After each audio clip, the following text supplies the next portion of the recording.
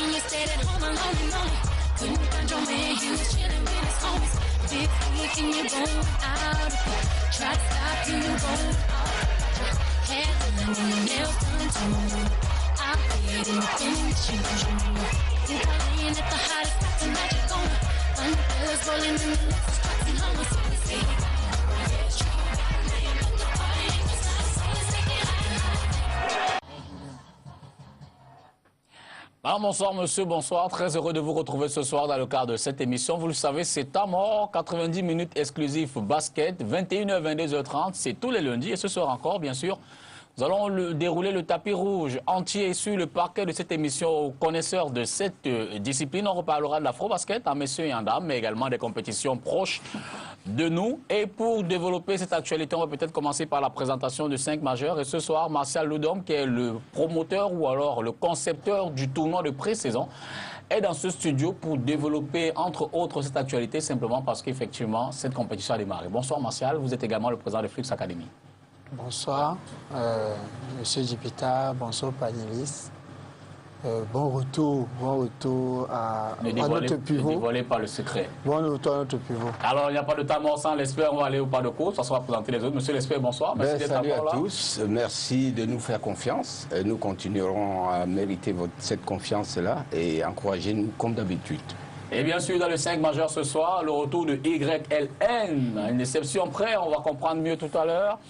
Yves-Lionel Ngounou est dans ce studio pour développer son expertise et sa connaissance des questions du basket. Bonsoir Yves-Lionel.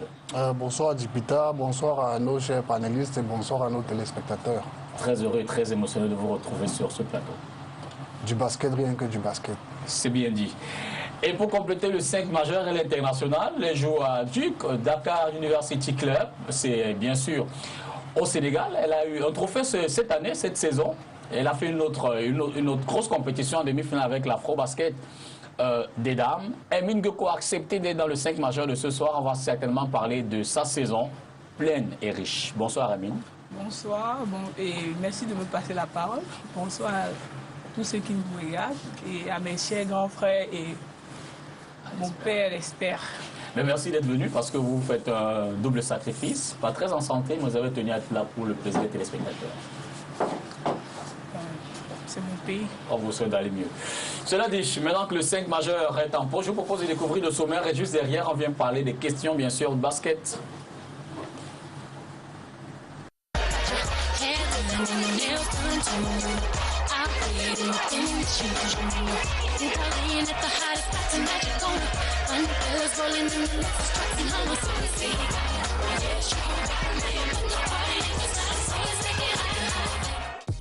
Afro Basket Woman, le débrief se poursuit sur temps mort. Ce soir, Hermine Geko, intérieure des Lions de la Balle Orange, fait partager son expérience de Maputo. Nous reviendrons sur ses performances et celles de l'équipe nationale de basketball dames. À suivre également le démarrage du tournoi de pré-saison qui permet aux équipes du littoral de rester en jambes. Il est donc question de savoir qui succédera à Nonem, vainqueur des 2 premières éditions en senior. Nous évoquerons aussi le camp de basket NBA de l'Afrique du Sud qui permet chaque année à des jeunes Africains d'obtenir des bourses pour poursuivre leurs études au USA. Ce soir, vous aurez le témoignage de Brice Azangue, l'un des participants à l'édition 2013. Now, c'est un mort, so freeze et on fait le reste.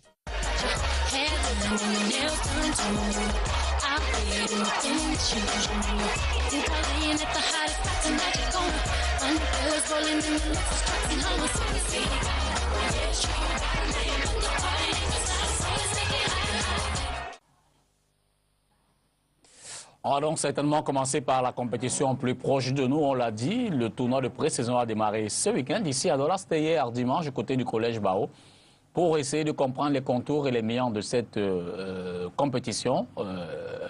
Martial Ludom, vous en êtes le promoteur. Je rappelle que vous êtes également le président de Flux Academy. Revenons un peu sur le concept. De quoi est-il question? Il est question de Victoire Basket Plus qui apporte un plus au basket dans la région et au Cameroun. Parce qu'en développant le basket dans notre région, en aidant à développer le basket dans notre région, on permet à nos jeunes, notamment cette année, on a innové avec la catégorie des juniors dames et mixtes cadets. Donc ça va nous permettre dans 2-3 ans d'avoir une très bonne pépinière dans la région. Et sans oublier les autres catégories comme les seniors messieurs, les seniors dames et les juniors messieurs. Il faut ici rappeler que nous avons un souci avec les dames et que nous sommes en train d'envisager d'adapter une formule. Nous sommes encore en train de réfléchir et nous allons faire des équipes de 6, voire réduire le temps pour essayer de faire jouer au maximum les dames. Pour cette année, nous n'avons pas encore toutes des équipes affiliées. Bon, j'ose croire que ce n'est pas le fait que la date du championnat ne soit pas encore connue. Mais j'espère en même temps que ceux qui ne sont pas encore affiliés vont s'affilier. J'ai essayé d'organiser une réunion avec les équipes déjà affiliées pour essayer de voir s'il n'y a pas d'autres difficultés. Et tout à l'heure, en off, il y a Nonem qui m'a fait des propositions. C'est Nonem parler d'elle-même, non? Je voudrais néanmoins savoir, est-ce que le règlement appliqué là-bas est identique au règlement FIBA, au règlement appliqué en compétition? Bien sûr, nous sommes en train de préparer les équipes pour la saison. On a repris le règlement FIBA et on permet aux 3 coachs du basket de se mettre en jambe, les arbitres, les entraîneurs qui doivent maîtriser les effectifs et les joueurs, sans oublier les joueurs. Donc on applique strictement le règlement. Pour cette année, on va essayer de faire plus confiance au niveau de l'arbitrage aux stagiaires. Et peut-être à la fin, pour que les anciens se mettent aussi en jambes, on aura besoin d'eux. Alors je sais que nos téléspectateurs s'impatientent parce que également cette émission, c'est aussi l'occasion du jeu concours qui permet à chacun de rentrer avec un lot. Et ce soir, nous avons comme lot, et certainement que Léopold Tchopa va nous accompagner dans la démonstration de ce lot-là, un ballon de basket offert bien sûr par Luc Richard Bahamouté, qui est le basketteur camerounais qui évolue en NBA. Chaque année, vous le savez, Luc organise des camps de basket au Cameroun pour permettre aux jeunes Camerounais qui ont des talents de basketteurs, mais également qui vont à l'école, de bénéficier éventuellement des bourses s'ils sont parmi les meilleurs et de poursuivre leurs études aux États-Unis. Alors c'est ce ballon qui est ce soir en jeu. Et la question, elle est simple. Vous le savez, Luc Richard, cette saison, a changé de club. La question est donc de savoir quel est le numéro du dossard de Luc Bahamouté dans son nouveau club.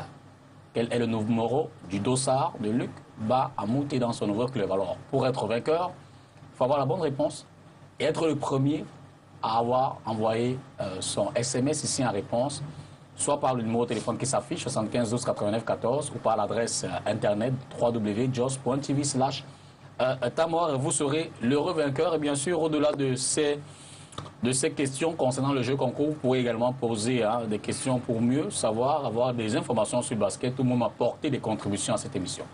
Je renvoie le ballon cette fois à Yves Lionel Gounou. Vous êtes 2 fois vainqueur du tournoi de pré-saison. Est-ce que cette année, vous allez vous allez défendre à nouveau votre titre? Merci de me passer la parole. Déjà, je voudrais ici louer l'action de Martial, de M. Yudom, par rapport à ce tournoi de pré-saison. C'est un tournoi qui nous a toujours permis de pouvoir venir essayer les effectifs que nous avons. Et comme vous l'avez dit, nous sommes 2 fois vainqueurs de ce tournoi. Mais pour la saison qui vient de commencer, je crois qu'elle a commencé hier. Nous ne sommes pas encore affiliés et nous nous sommes réunis en staff parce que c'est vrai, je suis certes le président, mais il y a un comité directeur anonyme. Et ensemble, on a pensé qu'il fallait sûrement peut-être laisser la chance à quelqu'un d'autre de pouvoir aussi gagner le tournoi. Parce que, comme je l'ai dit tout à l'heure, les fois où on a joué, certes, on a gagné, mais on a constaté que pendant la saison régulière, les résultats ne suivaient pas. Était-ce parce qu'on sortait d'un tournoi en tant que champion, on venait avec des grandes épaules, on se disait qu'on est fort, et on ne prenait pas en considération le fait que la compétition contre laquelle on avait joué n'était pas assez élevée. Les équipes en face n'étaient pas de haute facture. Ça, il faut le reconnaître.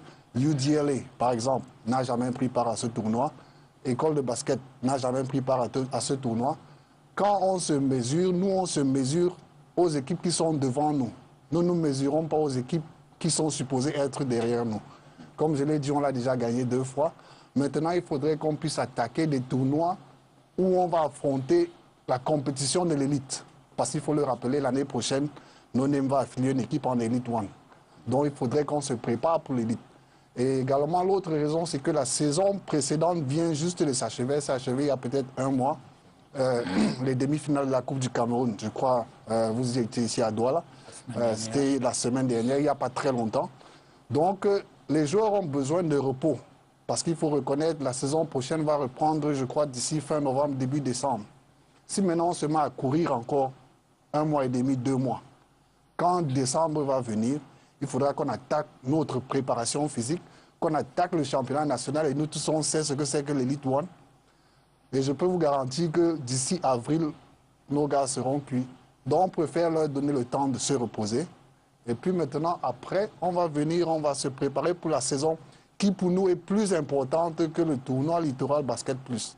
Mais une fois de plus, je loue l'action de M. Martial Ludon. Alors, Emile, je vais vous demander, toujours dans ce cadre, vous êtes, on l'a dit, au Sénégal. J'aimerais savoir comment est-ce que les équipes là-bas gèrent leur intersaison. Je veux dire, oui, l'intersaison, comment ça se passe lorsque la saison s'achève et que déjà les saisons durent combien de temps chez vous là-bas? 6 mois. 6 mois. Elle démarre quand et s'achève quand? Fin novembre. Fin novembre, donc mi-mars, avril, on en a terminé pratiquement. Alors, entre la période de non-match, que font les équipes? Entre la période de non-match, lorsque la saison est terminée, en période de trêve, oui. Que font les équipes? La plupart des équipes, il y a certaines qui organisent des camps de basket, il y a un peu des camps partout. Donc, pour ceux ou celles qui ont la volonté de s'entraîner, bon, ils sont toujours en activité, quoi. Ils ne restent pas à la maison. Il y a, bon, sans compter les camps organisés, il y a aussi la volonté, il y a les gens qui sont tout en train de s'entraîner et qui participent au camp organisé, ça dépend. Ils ont aussi des stars comme notre star, Luc Bamouté. Donc, certains qui organisent des camps pour permettre aux jeunes pour certains d'être en forme et pour d'autres de progresser, travailler les fondamentaux, les trucs comme ça. Donc, il ne reste pas... Bref, les joueurs sont actifs. Ouais. Alors, monsieur l'expérience, ça me permet de vous demander quelle est donc la meilleure approche. Je veux dire, ce tournoi, a priori, a pour objectif de maintenir les clubs en jambes. Et nous-mêmes, l'Afrique a une remarque pertinente. Vraiment, ils sont champions, mais ça ne leur permet pas forcément d'aborder sereinement la saison régulière ou alors la saison dans laquelle ils sont affiliés. Oui. Quelle est la meilleure approche, finalement? Tout d'abord, un basketteur doit toujours avoir la main, c'est-à-dire conserver le réflexe, que ce soit pour un travail collectif ou pour un travail individuel. Tout d'abord, si au niveau de la fédération, on savait que la saison se terminait à telle période et qu'elle reprenait à une période spécifique, j'ose espérer que les équipes, ça permettrait aux équipes de s'organiser pour mieux gérer l'intersaison. Mais je ne crois pas que c'est le cas. Bon, je sais tout simplement que ce tournoi a été toujours organisé en mi-saison juste pour occuper certaines équipes, les jeunes équipes. Moi, je pense que cette compétition est intéressante pour les jeunes équipes, pour les U16 et les U18. Mais pour les grandes catégories qui doivent aborder les grandes compétitions, eh bien, la mi-saison devrait leur permettre de faire une préparation physique spécifique liée à cette saison sportive. Bon, qu'à cela ne tienne, vous savez, il faudrait déjà que tous les entraîneurs sachent ce que c'est qu'une préparation vraiment physique pour que le problème de récupération, comme Yves l'a si bien précisé tout à l'heure, ne puisse pas se poser. Parce que gérer une saison, gérer gérer une mi-saison, eh bien, c'est toute une leçon qu'il faudrait pouvoir faire. Or, je ne crois pas que les uns et les autres savent effectivement comment le faire pour gérer une saison ou gérer une pré-saison d'une manière précise. Alors, Martial, est-ce qu'au regard justement j'ai failli dire cette objection de donner, est-ce que vous ne serez pas amené peut-être à revoir la formule, vous intéressez davantage aux plus jeunes? Vous avez parlé par exemple des compétitions mixtes dans les catégories vraiment inférieures. Est-ce que ça ne va pas vous pousser Non, il faut dire ceci. Je suis convaincu que nos NIM, dans un effectif de 30 joueurs, et ont des joueurs qui ont fait beaucoup de matchs, ont des joueurs qui n'ont pas du tout joué. Et ce que nos NIM pourraient faire, c'est plutôt de faire jouer ceux qui ont eu très peu de matchs. Par exemple, ils ont une équipe en ligue départementale qui n'a pratiquement pas joué. Nous n'avons pas affilié cette équipe-là. Et ça dépend aussi des objectifs qu'on se fixe. Si on se lance en championnat de pré-saison pour gagner, là, on se trompe. On se trompe parce que l'objectif de la pré-saison, ce n'est pas de gagner, c'est de mettre sur pied les automatismes de l'équipe, de mettre sur pied les chemins. Nous viens de finir une saison. Cette saison, ce championnat devait être un repos actif. Parce que qui dit repos ne dit pas aller rester à la maison. On risque de perdre tous les acquis. Par contre, donne un peu mobiliser ces gars juste pour le tournoi. C'est-à-dire qu'on se retrouve une fois par semaine à Bao, juste pour le tournoi. Et parce qu'on n'est pas venu pour gagner, le but principal, ce n'est pas de gagner, c'est plutôt de préparer la saison. On peut décider de faire le cas par cas avec des joueurs qui n'ont pas suffisamment joué, qui ont besoin de gagner en confiance. On peut décider de tester ses effectifs. Il y a plusieurs objectifs qu'on peut se fixer dans un tournoi de pré-saison. Nous, Flux, nous avons commencé le tournoi, mais nous n'avons pas commencé l'entraînement. Et depuis que nous avons fini la saison, on s'arrange à être là une fois les samedis pour jouer sans entraîneur. Je sais que les autres équipes ont des problèmes de finances. Parce que financer une équipe, commencer à financer une équipe lors du championnat de pré-saison, ça fait que le budget, au lieu de 6 mois de compétition, on est obligé de l'étendre un peu plus. Mais maintenant, pourquoi ne pas faire comprendre à ces jeunes que l'objectif principal, ce n'est pas l'argent, c'est de se mettre en jambe? Pourquoi les jeunes des équipes ne peuvent pas se constituer pour venir s'affilier, question de rester en jambe? Il y a à la deuxième édition Bormis, et qu'on n'était pas affilié, qui jouait avec Dream Team. Il y a l'autre joueur de l'école d'Indica qui joue avec JICAM. Nous ne demandons pas aux équipes de venir s'affilier en utilisant les non-name peuvent s'affilier. Des joueurs de non-name peuvent se réunir, former une autre équipe sous un autre nom et venir participer au tournoi. Yves Lionel. Oui, je vais rebondir par son dernier point. Ça, les joueurs sont libres de le faire. Ils peuvent se constituer en équipe, s'affilier, ça n'engage pas les dirigeants. Moi, la réponse que je vous ai donnée, c'était ma réponse en tant que président de l'équipe No-Name Basketball. Oui. Et je vais revenir sur certains points que M. Youdom a soulevés. Je tiens à rappeler ici que la saison dernière, No-Name était l'équipe qui a commencé sa saison avant tout le monde. Et Hermine Geko, ici présente, peut témoigner parce qu'elle a pris part à notre training camp qui avait commencé au lycée Jos et qui s'était poursuivi au collège de la Salle. Et ça, c'était en septembre 2012. On s'est entraîné tout ce temps. Le championnat a commencé en mars-avril. Pendant tout ce temps, on s'entraînait. Et après même que le championnat soit fini, on a continué à louer le collège de la Salle et on s'entraînait. On a même joué des séries entre nous. Et on a arrêté ces séries il y a pratiquement 2 semaines. En début du mois d'octobre. Donc c'est un peu pour vous dire, de septembre 2012 à octobre 2013, les gars étaient en activité. Et on s'est dit, c'est très lourd. Parce que là, maintenant, le championnat va bientôt reprendre. La trêve ne sera pas aussi longue que celle de la saison précédente. Il faudrait qu'on donne du repos aux joueurs. Et nous-mêmes, on a besoin de repos. Maintenant, si les joueurs veulent se constituer en équipe pour participer au tournoi, libre à eux de le faire. On va même leur donner un jeu de maillot, mais ça n'engage que ces joueurs. Et c'est ce que j'étais en train de préciser. Et maintenant, pour le reste, on verra. Alors moi, je vais vous proposer qu'on découvre un peu ce qui s'est passé hier, la première journée, en termes de rencontres, en termes de résultats. C'est derrière le reportage qu'on va suivre.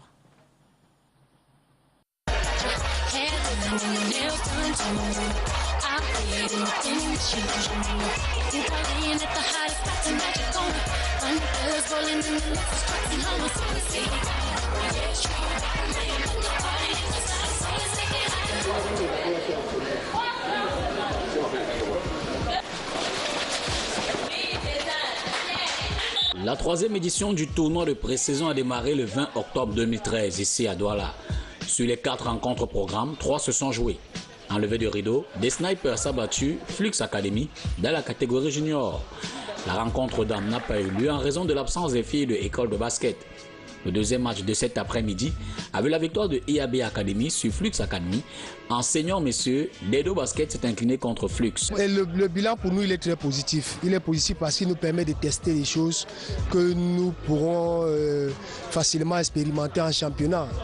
Il faut dire que c'est, comme beaucoup le disent, la pré-saison. Ça permet de tester certaines choses, ça permet de décoincer un peu certains joueurs. Ça leur permet d'essayer ce qu'ils ne peuvent en temps normal pas essayer parce que l'enjeu principal pour nous n'est pas de remporter, mais bel et bien d'essayer tout ce qu'on prépare depuis quelques temps. L'enjeu ici est de détrôner Nonem, vainqueur des 2 précédentes éditions chez les seniors. Sont attendues une quinzaine d'équipes participantes, dont 10 en seniors messieurs, 2 en juniors et 3 en dames. Les effectifs des juniors, surtout pour les juniors, ils apprennent déjà à s'habituer à la compétition, à la ligue, pour ceux qui vont découvrir et puis continuer les différents rodages, quoi. Ils sont encore en formation, donc bon, d'ici on espère pour les seniors que ça ira un peu plus loin parce qu'on a déjà eu à jouer une demi-finale ici qui s'est terminée en queue de poisson, ce qui n'est pas forcément une bonne chose. Mais bon, on espère que cette année, ils seront tous là et qu'on pourra faire une bonne pré-saison. La compétition qui a démarré ce dimanche va se dérouler jusqu'à l'approche de la saison régulière de la Ligue régionale de basketball du littoral.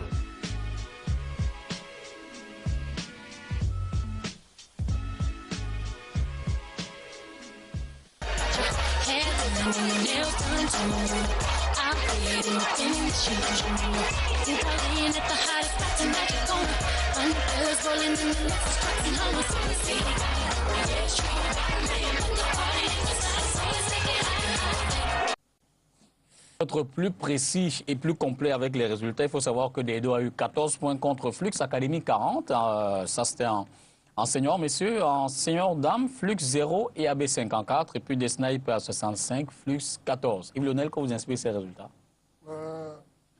C'est pas le plus important. Déjà, on constate que les équipes ne sont pas encore rodées parce que les résultats sont très bas. Mais il y a plusieurs raisons. Mais je voudrais rebondir sur un truc. Et l'expert l'a dit tout à l'heure. Un point très important. La programmation. Il faudrait qu'on ait les calendriers. Monsieur Martial Ludom, qui est là, il peut témoigner. L'année passée, le tournoi a été long. On ne savait pas si c'était seulement phase aller, phase retour. Phase aller, retour, aller. Plus le temps passait, plus les matchs se programmaient. Et là, vous avez fini votre élément en soulignant ce point. Le tournoi va se prolonger jusqu'au début de la prochaine saison. Le début de la prochaine saison, c'est quand? C'est ça le problème. Absolument. Je l'espère. Lionel a raison de rebondir sur ce que j'ai dit tout à l'heure. Vous, comment vous comptez pallier à... C'est vrai que moi, personnellement, en saison, j'ai eu ce problème avec mon équipe. Parce que lorsque la saison a commencé, il fallait remotiver les gars qui avaient déjà fini une autre saison. Donc, nous sommes sûrs, nous sommes sûrs qu'avant la fin de la Coupe du Cameroun, d'ici à la fin de la Coupe du Cameroun, nous aurons la date exacte pour essayer d'attraper une formule. Fini, laisser le temps aux équipes de mieux se préparer pour la saison parce que ce problème de calendrier et de planification, c'est le plus gros problème que nous, entraîneurs camerounais, avons dans ce pays. Alors, Emile, vous, quand vous regardez un peu cette organisation du basket local, qu'est-ce que ça vous inspire? Organisation de quoi du basket, la trêve, ces équipes qui ont peine à se mobiliser ou alors à gérer avec beaucoup d'aisance leur trêve. Bon, très sincèrement, moi, je ne suis pas là pour donner mon point de vue ou bien pour critiquer. Mais moi, je pense sincèrement que si nous devrions progresser par rapport à notre niveau de basket, il faut bien que ça change, sincèrement. Parce qu'il est inadmissible que moi, je suis peut-être en début de saison, par exemple l'année dernière, ma saison passée, on a joué tellement que je ne sais même pas. J'ai une amie qui m'envoie un message sur Facebook, je lui dis comment ça se passe là-bas avec Olio. Je pose des questions pour savoir quelle est l'équipe qui est championne et tout comme ça. Elle me dit carrément que non. elles n'ont pas encore commencé la saison, alors que moi, je suis sur le point de finir ma saison. Vous faites sensiblement combien de matchs par saison? Ben, cette saison, j'ai fait 41 matchs, sans compter les finales que j'ai jouées. Alors, parlons justement de vous. Vous êtes champion Du Sénégal, Sénégal. 2 fois de suite. Vous êtes MVP? Ouais. Alors, Du coup. décrivez-nous un peu votre saison. Elle devait être très généreuse. Hein. Saison assez positive pour vous. Oui, comme on dit au Sénégal, alhamdoulilah, on dit Dieu merci. Oui, ça a été très positif et... Comment se sent dans la peau d'une MVP, surtout qu'on est en terre étrangère? J'ai fait d'une terre conquise au Sénégal. Sincèrement, c'est comme quand j'étais au Cameroun. J'ai pas de pression ni de problème. C'est juste que j'estime que ce que j'ai fait, le fait d'être MVP, ça ne veut pas dire que je suis déjà Arrivé pour parler simple. quoi. Oui, parce que sincèrement, l'épreuve, j'ai enchaîné avec l'afro-basket, j'ai enchaîné avec d'autres compétitions. Ça se voit qu'il y a encore du boulot. Donc, par rapport à ce que vous m'avez dit, sincèrement... Alors, vous faites combien de points de moyenne par... Je veux dire, quelles sont vos statistiques en termes de points, de rebonds, d'interceptions? Quelles sont vos statistiques globales? Au Sénégal? En moyenne, au Sénégal, bien sûr.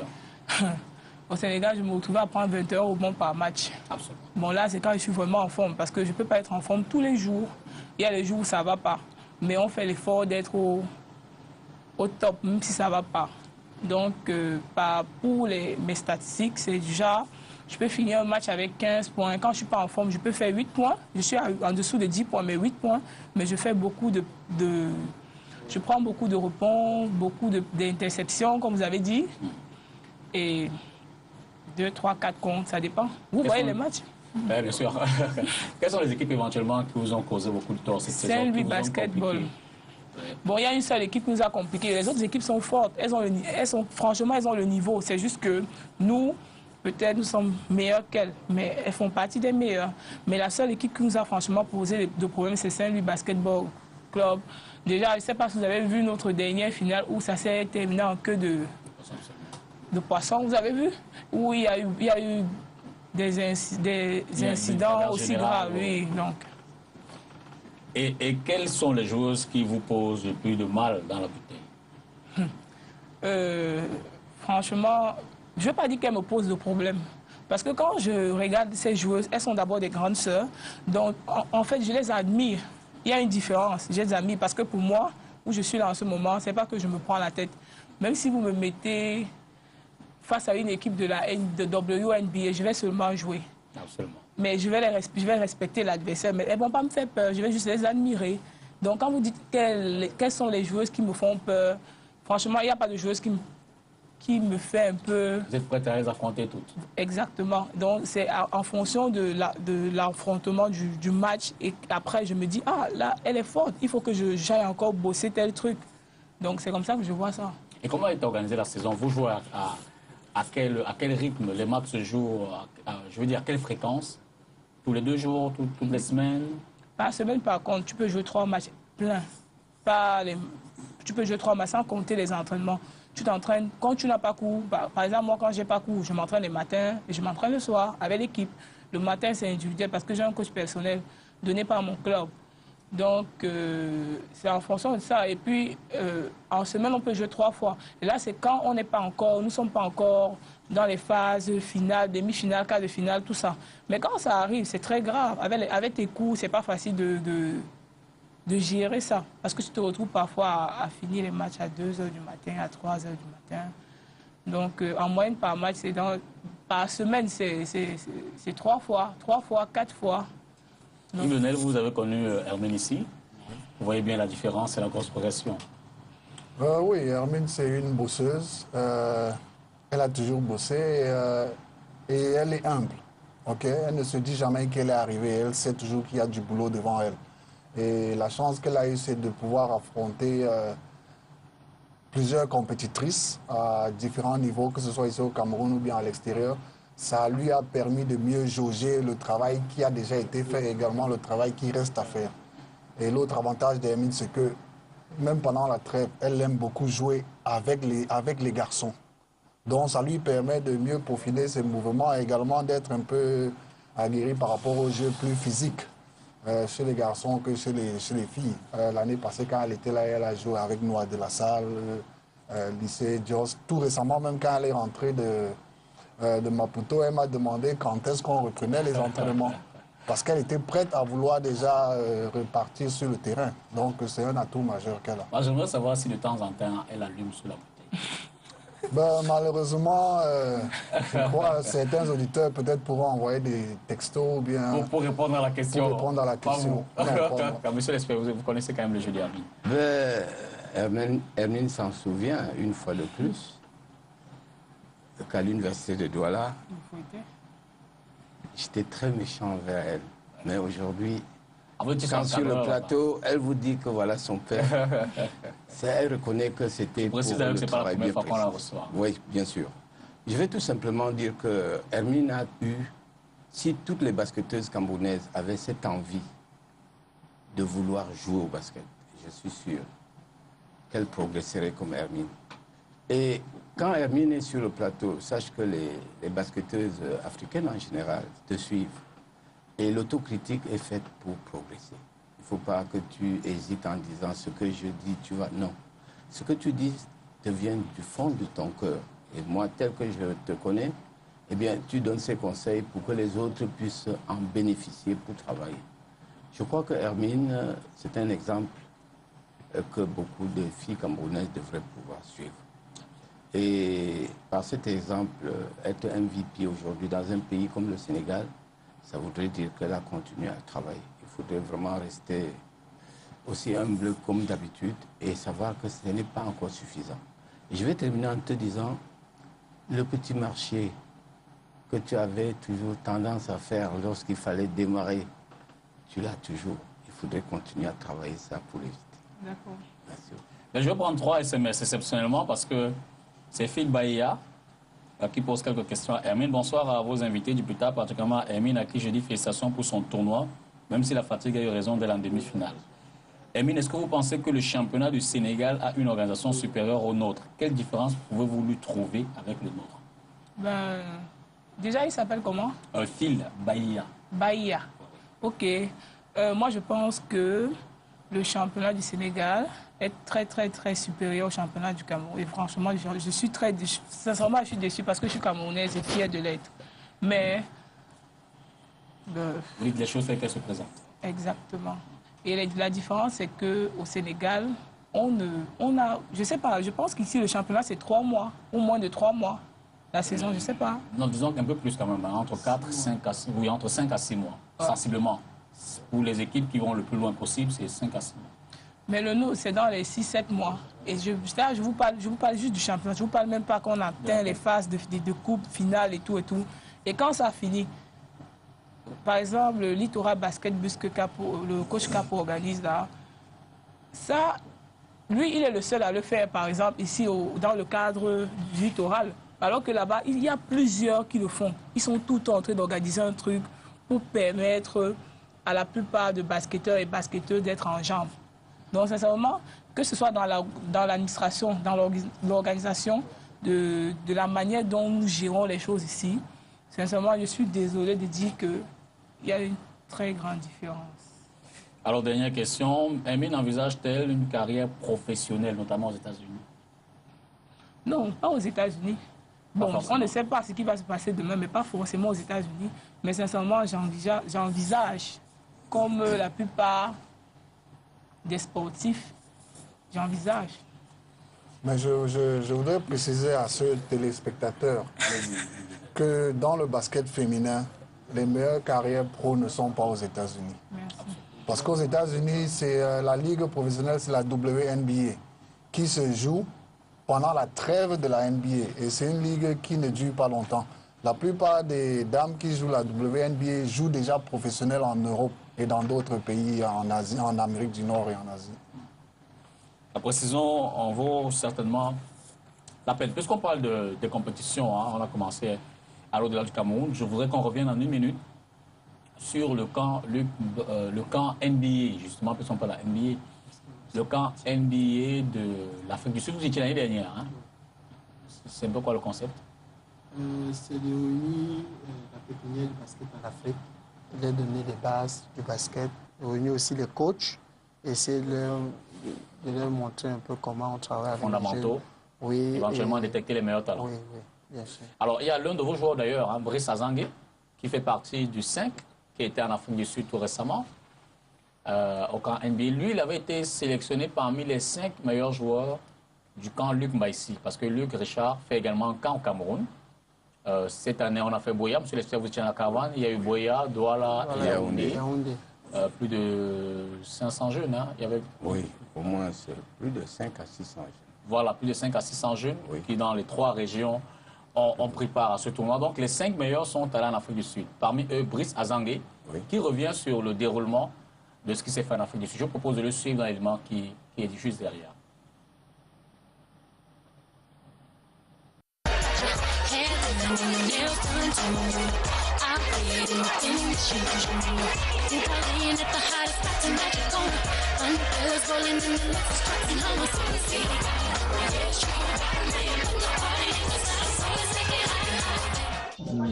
J'ai été parmi les 5 meilleurs du camp Bamouté. C'est pas... Juste après le camp, on nous a dit d'attendre. On devait nominer les 5 qui devaient voyager. J'ai été désigné parmi les 5. À 7 heures, on déjeunait. Après le déjeuner, 7h30, on était dans les bus, chacun dans son bus. À 8 heures, les séances du matin commencent. Pendant 2 heures de temps, on fait les dribbles, les ateliers. Donc, il y avait 4 ateliers. Atelier de dribbles, atelier de défense, atelier de tir et atelier de passes. Après ça, après les 4 ateliers, on rentre. À midi, on se repose pour revenir jouer le soir. En soirée, maintenant, on joue les matchs entre nous. Donc, il y avait 6 équipes. 6 équipes de 8, 9 et 5 coachs NBA. Les 5 coachs NBA avaient une équipe chacun. Où moi, j'étais dans l'équipe des Raptors. Donc, on a désigné 6 équipes NBA aussi comme ça, là, des 5 coachs et un autre coach à part. Tout s'est bien passé. Mon équipe a fait 2 victoires sur 4 matchs. Et le coach Gilles de Yaoundé. Et qu'est-ce que vous espérez maintenant? On espère qu'on va nous appeler pour obtenir les bourses scolaires, sport-études. Donc nous attendons toujours.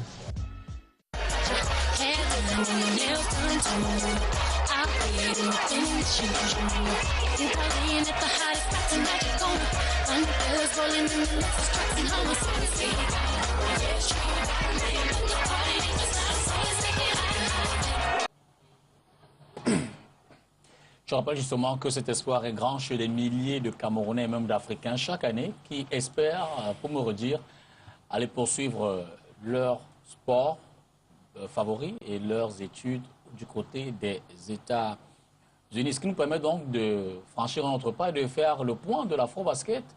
D'abord, on va peut-être commencer par les messieurs. Quels sont les plus à l'aise, les messieurs ou les dames? Les messieurs. Les messieurs, vous voulez faire le point, le bilan des messieurs d'abord. Vous avez été déçus, hein, Amine.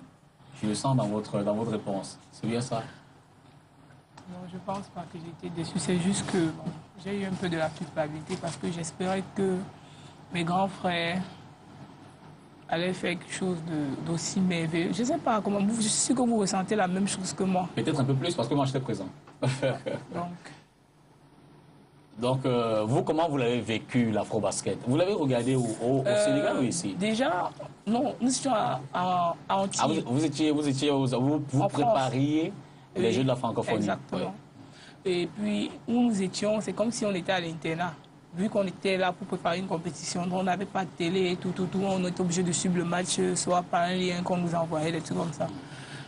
Et on n'a pas pu suivre tous les matchs, mais le match que nous avons suivi, c'était contre la Côte d'Ivoire. Le match de la défaite. Ouais. La coïncidence a voulu que ce soit le match que vous suivez. Ouais. Bon, on va peut-être parler de la Frodam après, mais je présume que ça vous a marqué lorsque vous avez rencontré la Côte d'Ivoire à Maputo. Hein? Je vous assure. On y revient. Yves Lionel, vous étiez à Abidjan.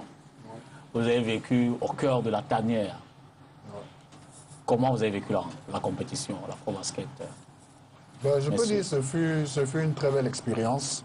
C'est un événement, surtout quand on est amoureux de basket, qu'il faut vivre en direct, au moins une fois. Donc j'ai eu l'honneur et le plaisir de le vivre cet événement et j'ai été beaucoup édifié. Malheureusement, les résultats escomptés par l'équipe nationale du Cameroun n'ont pas été ce que nous avons connu. On a connu une dure défaite contre la Côte d'Ivoire, pays organisateur, dans un palais des sports archi comble et archi bruyant. Ça, on savait déjà dès le départ, et ça, il faut le préciser, contre la défaite contre le Nigeria. Ça, on savait déjà que ça allait nous créer des problèmes.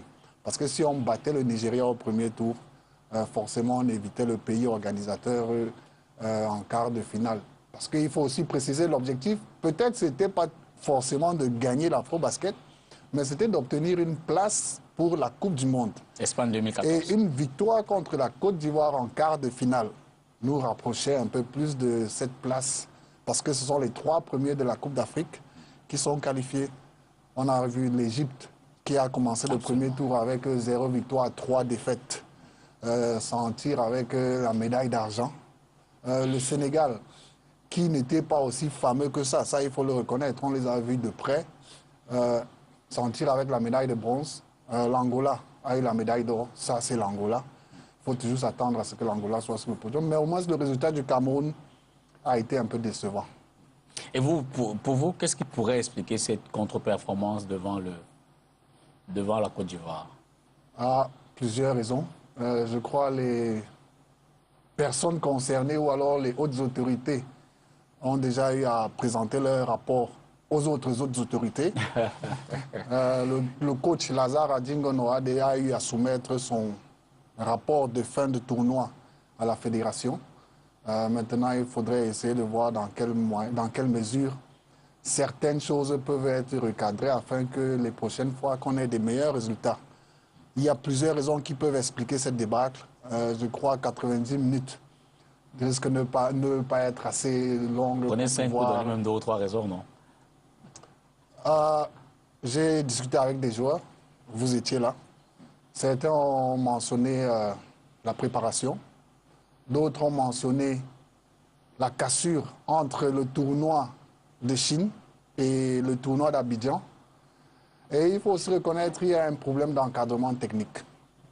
Parce que le coach se sent un peu esselé. Ça, c'est l'impression que j'ai. On ne peut pas aller à un tournoi avec un coach majeur et un assistant qui ne joue pas le rôle d'assistant. Donc, il y a des choses qui se passent sur le terrain que le coach ne peut pas voir. Et ce n'est pas évident. On a vu l'Angola. L'Angola a un coach, 3 assistants. La Côte d'Ivoire a un coach, plusieurs assistants. Mais le Cameroun a un coach, un assistant, mais l'assistant ne joue pas son rôle. L'assistant joue le rôle d'un manager. Ça, il faut le dire. L'assistant joue le rôle d'un manager. On ne peut pas aller à un match, l'assistant coach porte la chaise du coach. Ça ne se fait pas.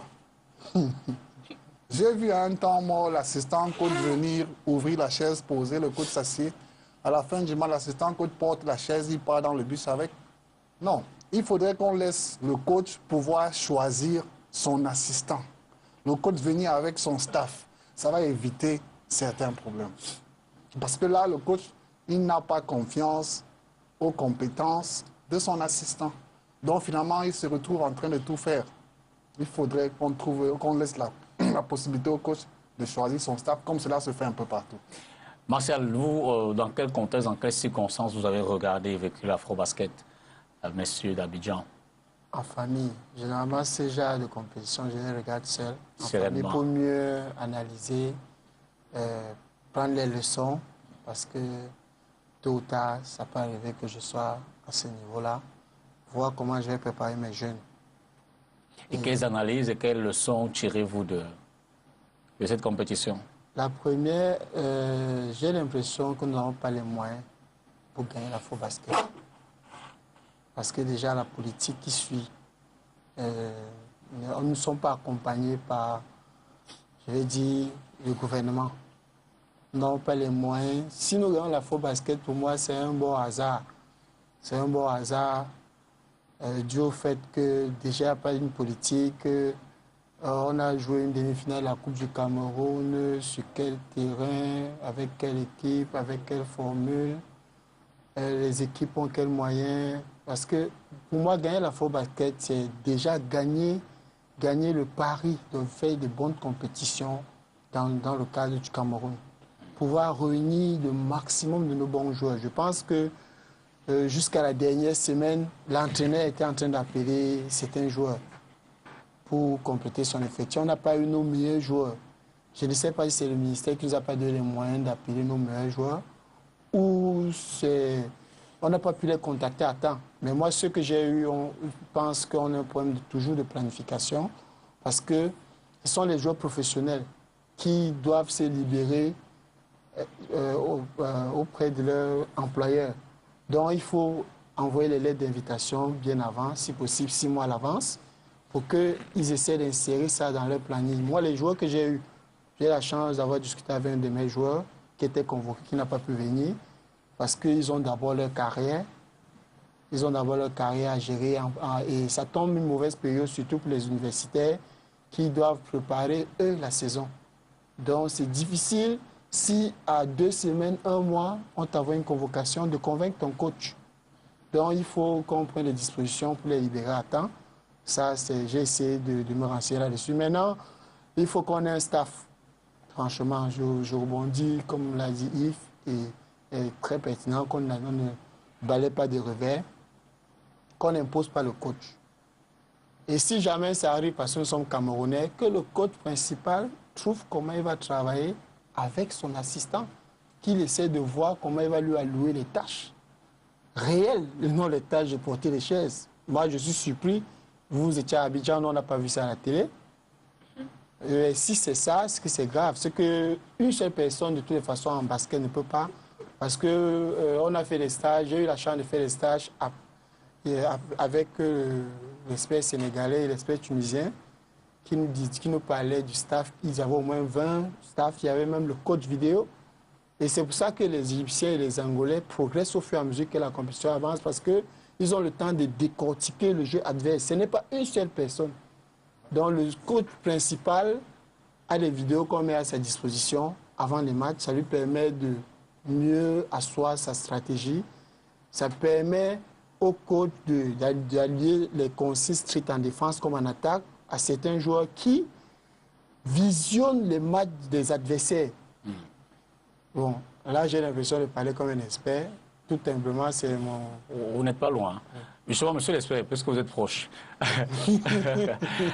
Quelles sont les différentes fonctions? Parce qu'on parle de staff, c'est trop facile. Je veux dire, quelles sont les différentes fonctions qu'on retrouve dans un staff plus ou moins complet? C'est quoi un staff en basket? Et je vais tout d'abord dire que gérer les victoires et les défaites sont évidemment des éléments essentiels quand on fait du sport. Et le basketball ne fait pas exception à la règle.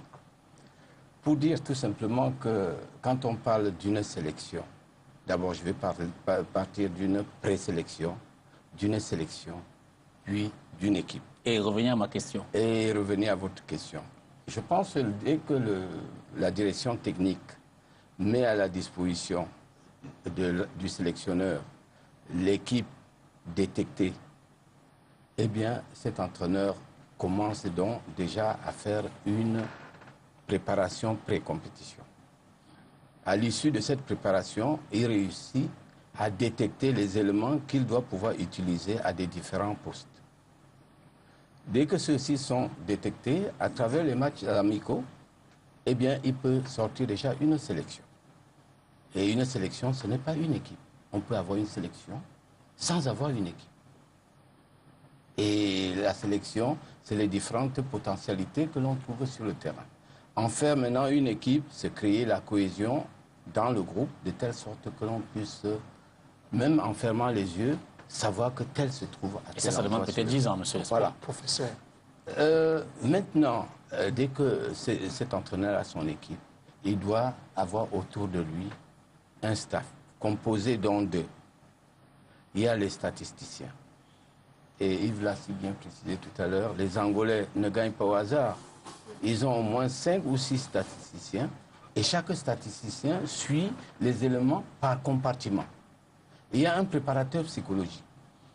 Lorsque les joueurs ont des problèmes au niveau du restaurant, des problèmes de famille, des problèmes... Eh bien, c'est ce préparateur psychologique qui prend ces joueurs en main. Maintenant, il y a le médecin. Quand il faut pouvoir récupérer, après une longue fatigue, parce que je tiens à vous dire, aller en Chine, c'est 16 heures de vol. 16 heures de vol aller, 16 heures de vol retour, ça fait 32 heures. Un match de basket dure 2 heures. Or, quand 32 heures, ça fait 16 matchs de basket que vous regardez. Peut-être que vous n'avez pas fait, excusez-moi de vous faire cette analyse. 32 heures de vol, c'est 16 matchs de basket. Ajouté aux séances d'entraînement intensif, eh bien, vous savez ce que ça doit pouvoir valoir pour ces professionnels qui, pour certains, peut-être ne sont pas habitués à un rythme d'entraînement infernal. Bon, maintenant, il faut savoir gérer la fatigue, savoir gérer la récupération. Les problèmes de massage et tout ça, ça devrait pouvoir compter. Bon, maintenant, en ce qui concerne l'entraîneur, j'ai vu Adingono déjà en Guinée équatoriale, quand il gérait son équipe avec les coachs angolais. Je sais qu'il y a des jeunes coachs qui prenaient toujours sa chaise lorsqu'il devait, pendant un temps mort, il devait venir donner des consignes à ses joueurs. Il y a un qui portait toujours la chaise pour venir, il s'assoit, il donne des consignes. Mais ça, c'est quand ils sont nombreux. Mais quand vous n'êtes qu'à deux, si tu t'occupes de la chaise, alors qui va s'occuper des statistiques? Qui va s'occuper de relever Ça nous conduit donc à la question, M. Lespère, quelles sont les différentes fonctions que l'on retrouve dans un staff? Bien, dans un staff technique, il y a l'entraîneur, il y a l'assistant, il y a le préparateur psychologique, il y a les statisticiens, il y a le médecin ou le kiné. Et maintenant, maintenant vous pouvez peaufiner ce groupe en augmentant le nombre de statisticiens, le nombre de médecins, en se disant que il peut y avoir des problèmes de massage. Lorsque les joueurs terminent le match le soir, il faut pouvoir les masser et les savoir comment les masser. Parce que vraiment, pour qu'ils puissent se récupérer, si le massage n'est pas effectif, eh bien, ça aura de l'incidence sur le terrain. Et la réaction que l'on voit pendant le match, eh bien, est fonction également de la condition physique que les joueurs ont. Et ça peut permettre de savoir s'ils ont bien récupéré ou pas. Et je n'oublierai pas le nutritionniste. Parce que ce que le joueur mange, eh bien, c'est ce qu'il produit comme performance sur le terrain. Et c'est un facteur qu'on a tendance à négliger. Voilà Alors, ce que je peux apporter. Pour refermer la question de l'afro, messieurs, et puis on va reprendre notre série de questions des téléspectateurs. Amine, selon vous, qu'est-ce qui nous a manqué pour aller au-delà de la Côte d'Ivoire et pourquoi pas pour remporter cet afro masculin? Déjà, moi, je n'ai pas suivi tous les matchs des garçons. Vous l'avez dit. Mais le match contre la Côte d'Ivoire, quand je regardais les garçons, j'avais l'impression qu'ils étaient fatigués. Je ne sais pas, peut-être je me trompe. Et aussi, je n'aurais pas trop grand-chose à dire parce que je ne peux pas me baser juste sur un seul match. Pour faire la lecture. Pour faire une analyse. Donc, alors, ça me permet de prendre donc les questions. Vous voulez rebondir? Oui, en fait, comme Erwin n'a pas grand-chose à dire, je voulais compléter son temps. Prenez son temps de parole là-dessus. Je prends l'exemple du match contre la Côte d'Ivoire. Ouais. On a constaté lors de ce match que la Côte d'Ivoire jouait pratiquement une zone refermée. Il nous a manqué un tireur à 3 points. Pour ceux qui ont vu le match, les tirs à 3 points que Yves Mekongo prenait étaient courts. J'ai causé avec Yves Mekongo. Il a reconnu qu'il n'était pas en compétition. Parce que Mekongo, sa saison n'était pas aussi longue qu'il l'aurait souhaité. On avait un joueur au banc de touche, Jérémy Nzeli. On a pu le constater même lors des matchs de classement. Il était assez adroit à 3 points. Et à un moment qu'on a joué en zone, le coach aurait pu mettre Nzeli et Bayan en même temps au terrain. Parce que Bayan, c'était notre meilleur tireur extérieur. Mais le problème, c'est quoi? C'est que le coach n'a pas eu le temps de connaître Nzeli. Parce que même quand ils arrivent en Chine, Nzeli n'assiste pas au premier match. Absolument. Parce qu'il a un problème de passeport. Il arrive en retard. Donc le coach n'a pas le temps de connaître le joueur. Il faut rappeler le problème de passeport, simplement que Nzeli avait garé son passeport à l'escale d'Éthiopie. Et puis ça n'a pas permis qu'il retrouve l'équipe à temps pour le premier match. Ce qui fait que quand il rentre même de Chine, et ça même Luc Richard nous l'a confié, ils n'ont pas le temps de bien se préparer parce que le gymnase ou alors le palais des sports n'est pas disponible. Il y avait des travaux de réfection au terrain souterrain. Le terrain du dessus, tout le monde sait ce que c'est. Les mariages sont organisés aujourd'hui, les spectacles demain. Donc l'équipe nationale n'a pas le temps de se mettre en jambe. Le coach n'a pas le temps de connaître son effectif. Et alors on arrive en tournoi. C'est pratiquement lors du match de classement de la 5e place, de la 4e place, que le coach a eu à connaître que, oh, Jérémy Zoli peut aligner 3-4 tirs à 3 points, mais c'était déjà un peu tard. Alors, on en vient donc aux questions. Il y en a beaucoup pour vous, hein, Hermine. Bonsoir, Hermine. J'ai vu vos matchs avec la JA, la Jeanne d'Arc. Vous avez progressé avec le Duc. Il faut améliorer la technique de pivot. Soumaré de Libreville. Un grand salut à ma super Lyon, la Big des Sagana, Job Hermine. Encore merci. C'est comme ça qu'on vous appelle là-bas? Non, je sais qu'il y a certaines personnes qui m'envoient des messages, qui m'appellent comme ça. Donc, et ça veut dire quoi, des Sagana Job? Bon, je veux dire, ils vous ont baptisé. À la limite, ils vous considèrent comme Sénégalais. Donc, c'est plutôt amical, c'est plutôt sympathique. En fait, de Sagana Diop, c'est un intérieur sénégalais qui joue en NBA aux Cavaliers de Cleveland. Et on vous compare à lui.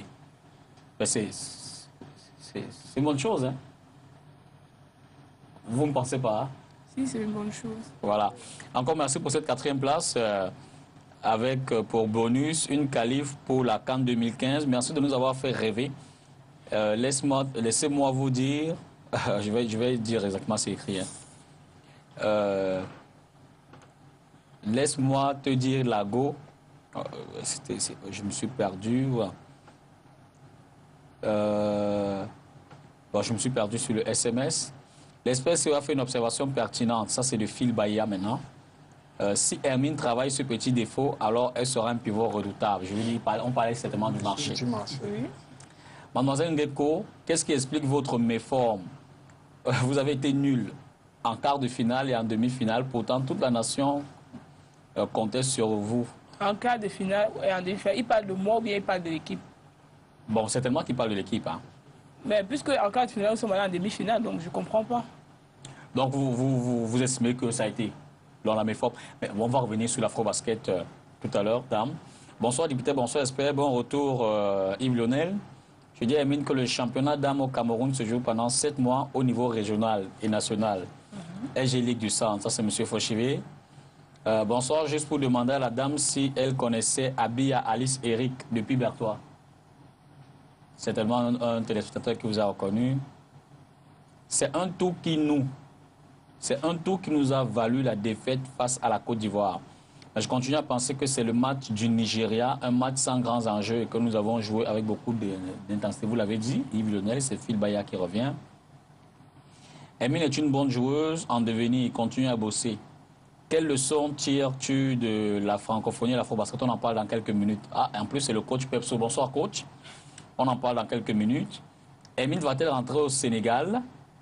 Et elle conseille quoi aux filles qui veulent devenir comme elle, Billy Bakwa? Vous rentrez au Sénégal? Ça, je ne sais pas encore, je le saurai dans 2 semaines. Ça dépend de? Ça dépend de plein de choses. Du club, de vous, vous avez des propositions autres? Vous ne voulez pas en dire plus. Quels sont les conseils que vous donnez aux jeunes filles d'ici? Le conseil que la plupart donneront, il faut travailler, c'est juste ça. Parce qu'il faut accepter de souffrir, en fait. Si vous n'acceptez pas de souffrir, je ne pense pas que vous allez récolter vos fruits. Beaucoup de sacrifices. Et exactement. L'esprit qui est ici aujourd'hui avec moi, dans ce plateau, on parle comme si on était des amis, alors qu'il m'a fouetté. À l'ESSEC, il m'a fouetté. Les dimanches, je ne voulais même pas y aller. Mais aujourd'hui, je lui dis merci. Donc, il n'y a que ça.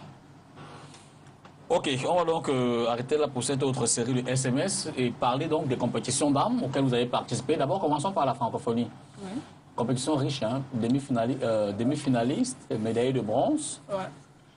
Et d'ailleurs, le coach Pepso vous demande quelles sont les leçons que vous en tirez. Déjà, c'est vrai que c'est une grosse expérience, dans le sens où c'est vrai que les matchs n'ont pas été aussi faciles pour nous, parce que déjà, nous... Bon, en fait, c'était pas facile, c'est vrai, mais je pense que la médaille de bronze que nous avons eue, c'était pas ça, c'était pas pour nous. Même si Dieu avait décidé que c'est ça, mais on aurait pu faire mieux que ce que... Revenons un peu sur ce match dont on parle beaucoup contre la Belgique. Le match, j'ai failli dire fatal, hein, qui vous élimine d'ailleurs. Hein. Le match qui nous a fait pleurer, si vous voulez dire. Absolument. Que s'est-il passé? Le match a été très dur, pour ne pas dire compliqué, ça a été très dur.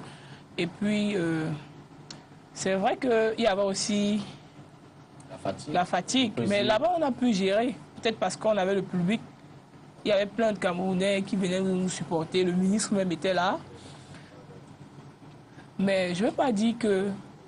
moi, particulièrement, je ne veux pas dire qu'on a perdu à cause de l'injustice parce que l'arbitre a fait ci, même si l'arbitre a fait ça. Revenons un peu dans ces circonstances. C'est vrai qu'il y a un 3 points qui était compliqué à la fin du match. Justement, si Loise a pris un 3 points, où elle a mis, ça devait être égalité. Loise Gano. Oui, Gano. Et l'arbitre a dit non, c'est 2 points. Même le ministre est entré sur le terrain pour dire à l'arbitre que c'est 3 points, alors qu'il ne connaît même pas le basket, c'est un volleyeur. Donc vous voyez. Il a compris que là, c'était une injustice. Exactement. Donc, ce n'était pas la défaite qui nous faisait mal, c'était ça, en fait, la manière, vous voyez. Donc, on a accepté après. Et je veux dire, comment vous avez trouvé, qu'est-ce qui a permis que vous trouviez suffisamment d'énergie pour aller justement prendre cette 3e place? Déjà, vous savez, la défaite contre la Belgique, après ça, c'est vrai qu'on a eu tellement mal que je vous assure que même si on nous donnait...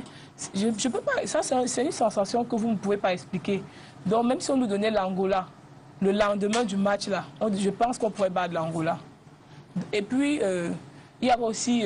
on avait plein d'encouragements, surtout, pas seulement des messages, mais des gens qui vivent en France, qui prenaient des métros, le sacrifice que les gens faisaient pour nous et qui étaient là. Donc, on s'est dit non, il ne faut pas abandonner. Le devoir de jouer pour la patrie, exactement, pour tous vos fans. Oui, c'est exactement. Donc, ce n'était pas la même chose avec la CAN. À la CAN, nous étions seuls. Ce n'était pas pareil. Vous avez suivi un peu vous avez suivi les Jeux de la francophonie? Oui. J'ai suivi quelques matchs, les Jeux qui se sont joués à Nice, principalement les matchs de l'équipe de basket. Alors, quelles leçons vous en tirez? Comment vous appréciez la participation du Cameroun en dames dans cette compétition-là? Je pense que l'équipe a eu une bonne participation. Le coach Pepso a fait un excellent boulot. Déjà que ici, lors de la préparation, il n'avait pas eu tous ces éléments à temps. Les joueuses arrivaient au fur et à mesure. Il a pu se déplacer avec celles qui étaient présentes. Et j'ai l'impression que le tournoi de la francophonie était un peu précurseur de l'afro-basket. Parce que les résultats de la francophonie se sont répercutés sur l'afro-basket. On est éliminé en demi-finale sur 1 point. Afro-basket, on perd en demi-finale sur un tir à 3 points de la Sénégalaise aux dernières minutes. Donc, je crois que c'est une bonne expérience pour les filles. Ça va leur permettre de pouvoir mieux préparer les compétitions futures. Mais je profite aussi pour lancer un appel au pouvoir public. Parce qu'elle vient de le dire, à la francophonie, le ministre était là. Le tournoi était à Nice. Mais à l'afro-basket qui se joue à Maputo, il n'y a aucun cadre, aucun responsable du gouvernement, du ministère pour pouvoir encourager les joueuses et leur dire que voilà. Disons qu'il y a un chef de délégation, mais je veux dire c'est à un niveau moindre. J'ai bien dit aucun cadre du gouvernement. Vous avez suivi la francophonie, Martial? Non, pas spécialement. C'est l'espère? Non? Ben oui. Qu'est-ce que vous savez, la performance ne se décrète pas. Hein. Elle est le fruit de plusieurs facteurs concordants, auxquels le dialogue surtout. Je crois logiquement que cette équipe féminine s'est battue. Et vous savez, faire 2 compétitions en moins, faire 2 compétitions en 1 mois, enchaîner comme elles l'ont fait, ce n'était pas facile, ce n'était pas évident. Il faut les féliciter dans ce sens-là. Mais je dis tout simplement aussi Vous savez, les défaites d'aujourd'hui devraient pouvoir préparer les victoires de demain. Monsieur Lespéno, Et c'est pour dire puis c'est quand on accumule des défaites. les deux coachs, on n'est pas encore champion. Hein. Oui, les deux coachs qui sont allés à Nice ont ramené certainement une certaine expérience qu'on devra pouvoir exploiter. Eh bien, si on n'exploite pas cela, ce ne serait pas logique. Les deux autres coachs qui sont allés du côté de Mozambique ont ramené également certaines expériences. Est-ce que ces quatre coachs se sont retrouvés pour faire une évaluation? Je pense que 2015, c'est bientôt, c'est demain. Et il faudrait que cette équipe, si nous nous attardons beaucoup plus sur les résultats d'aujourd'hui, eh bien, il faut déjà penser au match de demain pour la prochaine CAN. Et le message que je lance là en direction de l'encadrement technique, c'est déjà de se mettre au travail pour détecter. Parce qu'il y a d'autres éléments. On aurait pu avoir une équipe plus que celle-là. Que le coach puisse utiliser 6 joueurs du côté de Mozambique, parce qu'il n'a pas suffisamment, il n'a pas 12 joueuses, eh bien, je pense que c'est difficile. Je pense que Hermine ne me démentira pas. Hein, si vous étiez 12 joueuses comme les Mozambicains, les Sénégalaises, je suis sûr et certain que vous gagneriez ces matchs. Les Camerounaises, elles existent partout ailleurs. Il faudrait les détecter dès maintenant, en faire déjà une sélection, préparer une équipe pour 2015. Martial?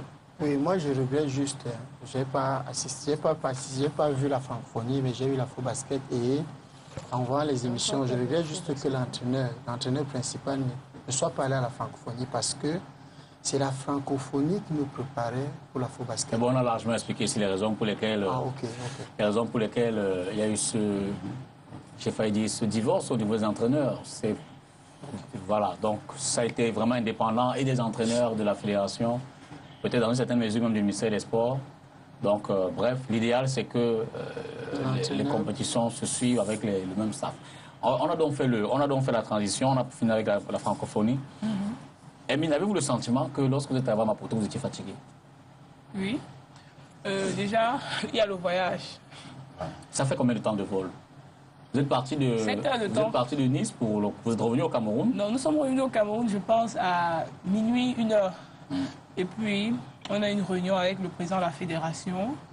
Nous avons voyagé le lendemain à 8h. Pour Maputo, c'est combien de temps? 7 heures de temps? Vous avez fait escale? Plus de 7 heures, je pense, sans compter les escales. Donc. Alors donc vous êtes arrivé un peu largué?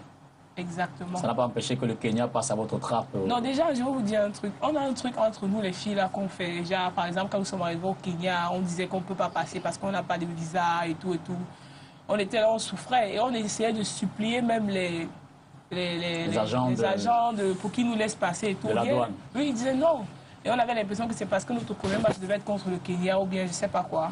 Et nous avons vu l'équipe du Kenya passer justement devant nous. On les a salués.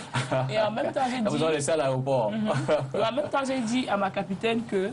Elles vont se prendre une raclée. Elles vont se prendre une raclée. Avec ce qu'elles nous font là. Exactement. Elles vont voir du lion passer. Exactement. Et donc, ça a été une rencontre Cameroun-Kenya plutôt facile. Ouais. Une entrée en compétition relativement facile. Non, ce n'est pas facile. Il n'y a aucun match facile en Coupe d'Afrique. Il n'y a aucun match facile parce que la plupart des équipes qui participent on a pratiquement presque le même niveau. C'est juste au niveau de la technique ou bien du physique. C'est ça qui diffère. Et aussi l'encadrement. Parce que moi aussi, je pense que le Kenya, nous sommes mieux encadrés que les Kenyans. Donc, c'est ça. Alors, vous, quelle analyse faites-vous avec du recul maintenant de cet Afro-Basket? Vous perdez la demi-finale vraiment sur le fil. Hein. Beaucoup ont crié cette faute antisportive sur N'Djamé Nicole, à quelques secondes à la fin du match, qui n'a pas été sifflé. Oui. Beaucoup ont eu du regret sur la 3e place contre le Sénégal. Oui. Vous, quelle est la leçon que vous retenez de l'Afro-Basket?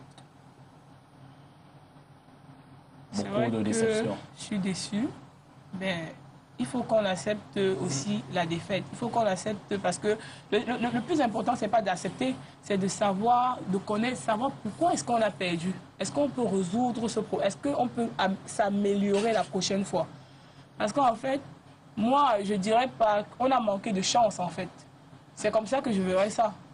Donc, on va se dire que Dieu a dit, ce n'est pas à nous cette année. Peut-être ça sera l'année prochaine. Donc, il ne faut pas perdre espoir. Il faut juste continuer à être dans la même optique. continuer à bosser pour la plupart. Et aussi, il faudrait vraiment que l'administration nous prenne un peu au sérieux, s'il vous plaît. C'est important. Parce que nous avons des objectifs et que nous atteindrons, ça c'est sûr, avec la grâce de Dieu, mais il faut qu'ils nous prennent un peu au sérieux. D'abord, Yves Lionel, vous, avec du recul, quel bilan faites-vous de l'Afro-Basket Dames?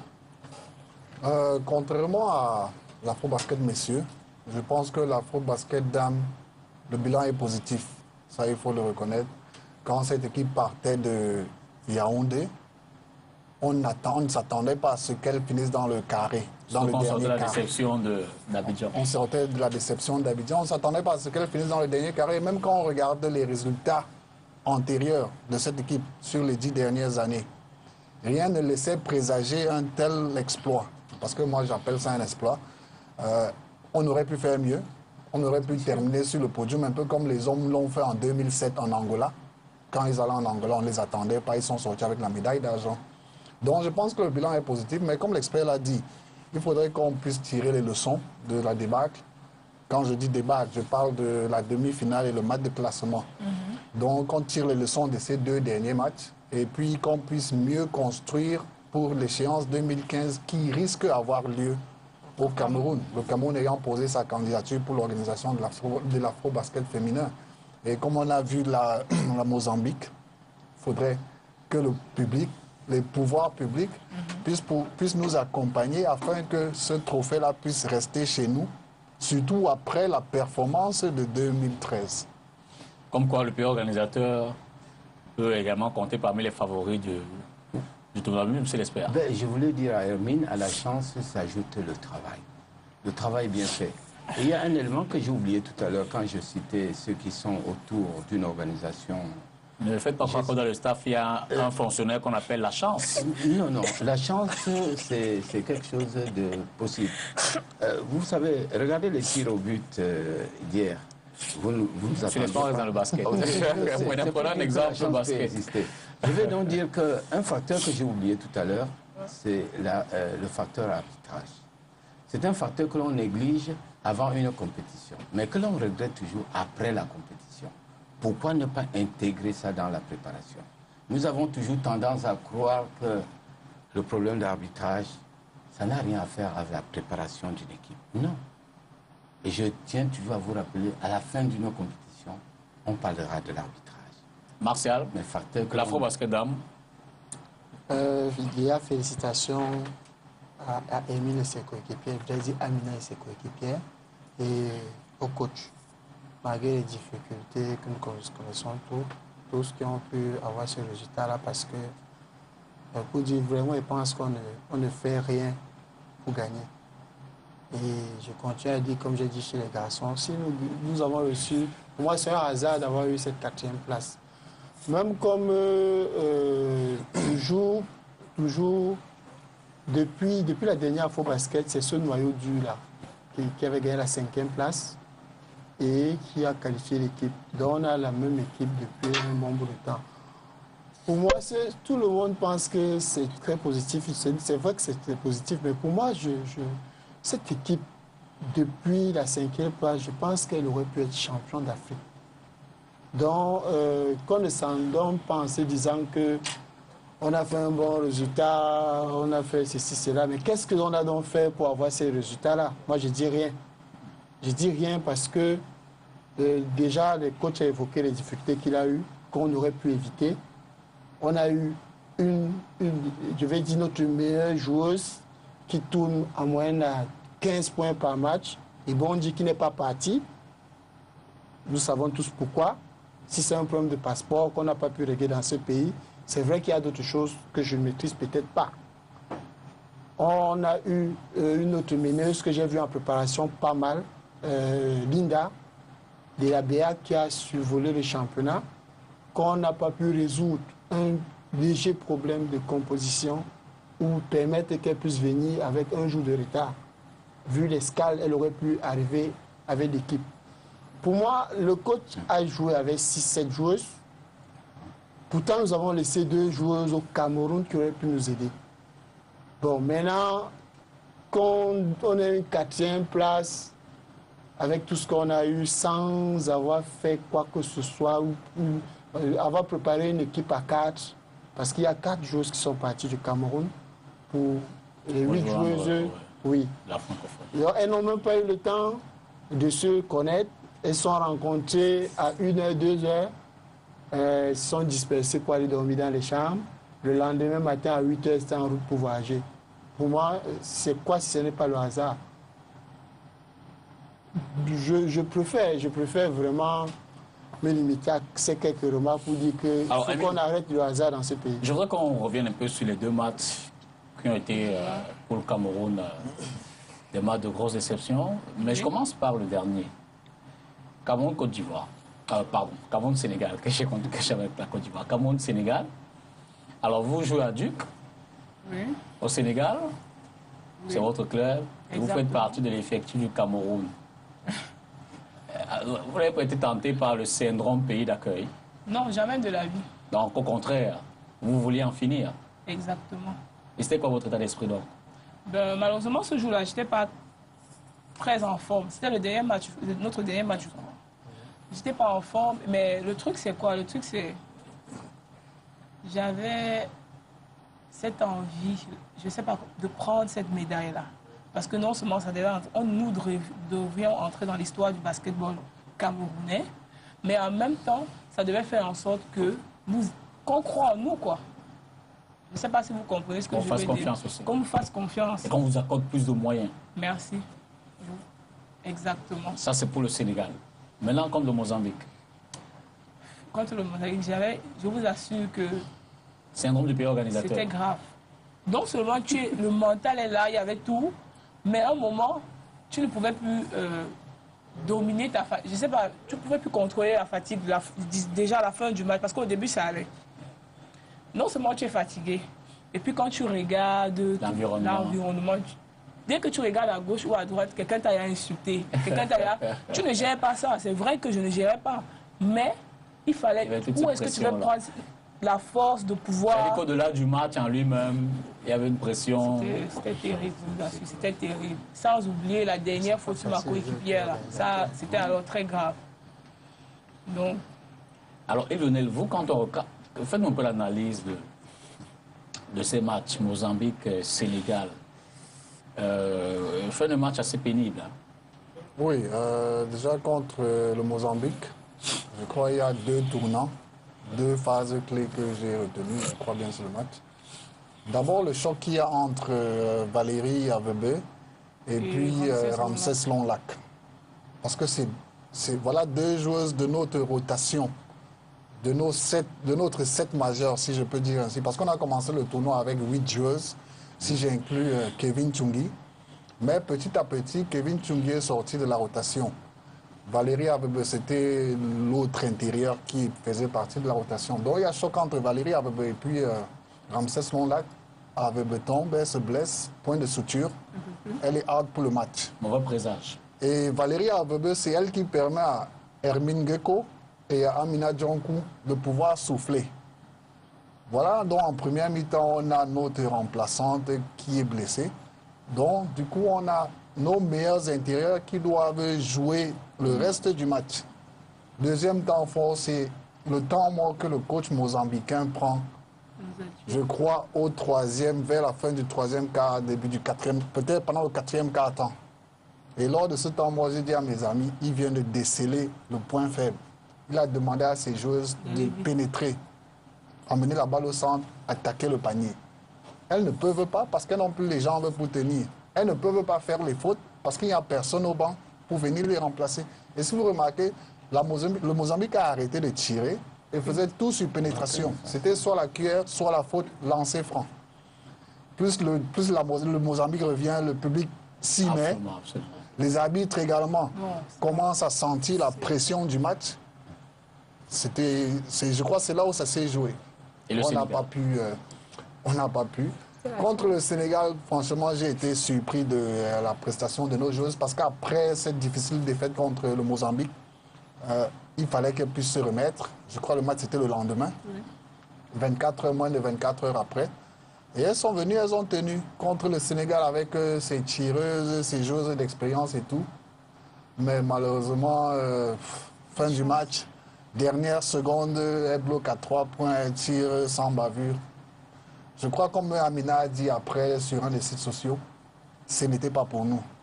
Elles ont tout donné, elles ont donné tout ce qu'elles avaient dans les tripes, mais elles ont fini 4e. Peut-être c'est également un message qui est envoyé à toutes les parties concernées, les amoureux, les responsables, les pouvoirs publics, qu'un tournoi se prépare. On ne se lève pas un matin, on vient, on veut gagner un tournoi. Alors, on va finir par cette question avant que je ne prenne les derniers SMS. Je vais la poser à tout le monde en commençant par vous, Capo. Quand on regarde l'environnement du basket, quand on regarde l'organisation de notre championnat, quand on regarde le potentiel qu'on a à l'extérieur, avez-vous le sentiment qu'en ce moment, le Cameroun peut gagner un afro-basket, que ce soit en dames, que ce soit en messieurs? Oui, nous avons les moyens pour faire le doublé. Et je ne suis pas d'accord lorsque vous parlez du potentiel extérieur, parce qu'au Cameroun... En fait, j'ai confondu, hein, j'ai parlé de l'intérieur, de l'extérieur, je prends tout en bloc.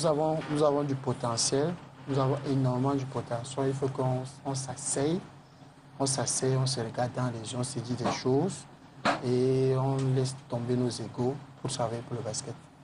Monsieur l'espère? Bon, ce ne sont pas les suggestions qui font défaut, mais je pense que cette volonté de s'asseoir autour d'une table, de se regarder, de dire la vérité, qui peuvent nous permettre vraiment d'arriver à cet objectif. Et je crois que logiquement, c'est possible. Mais je dis qu'il faudrait que toute la famille de basket puisse s'asseoir autour d'une table pour trouver la solution à ça. Hermine?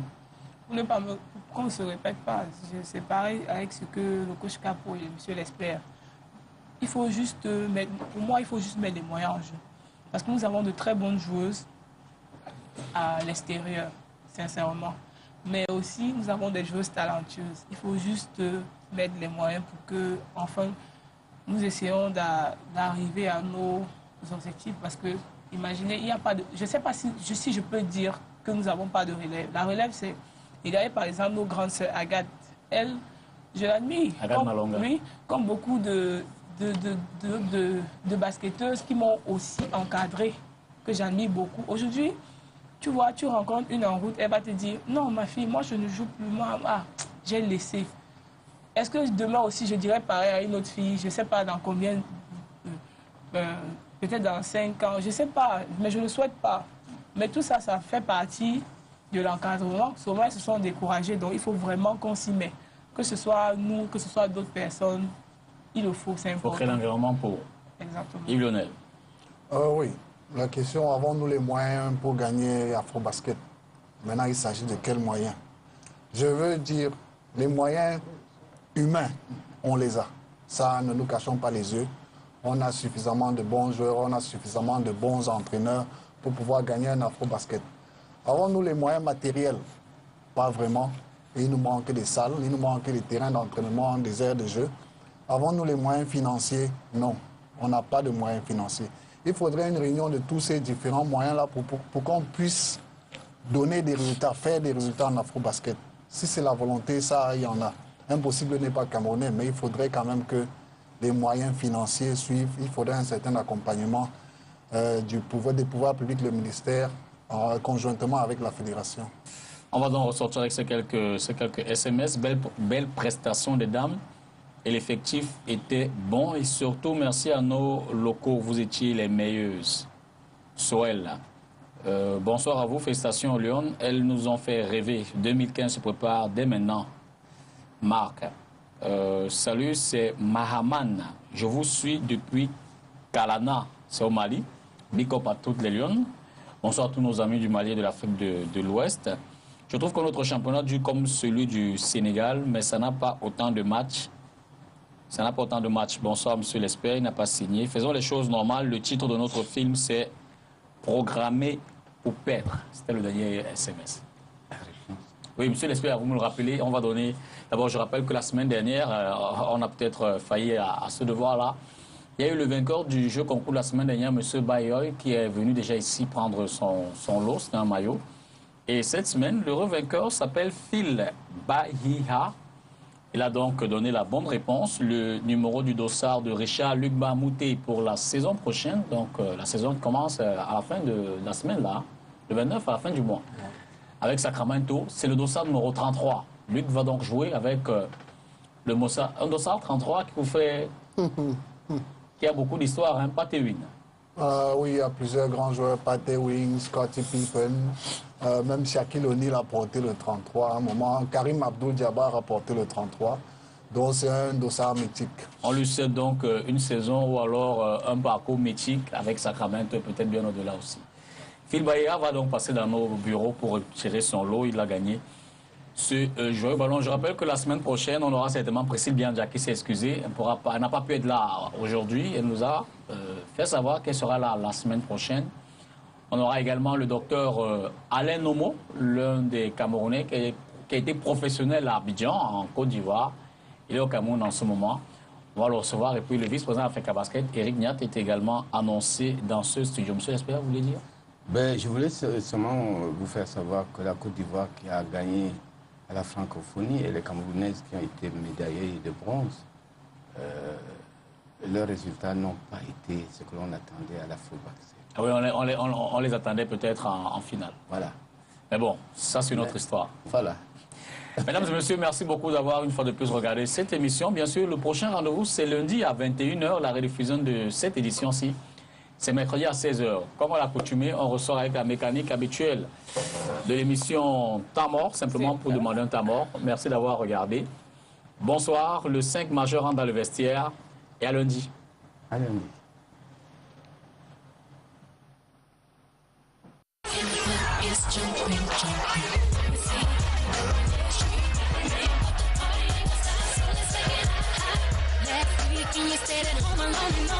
Couldn't find your man, he was chilling with his homies. This week and you're going out. Try to stop you, you're going off. Hair done and your nails done too. I'll get in the finish you. You partying at the hottest spot tonight, you're going. Fun girls rolling in the next trucks and homies. So we say, yes, you. But the party ain't stop, so let's take it higher.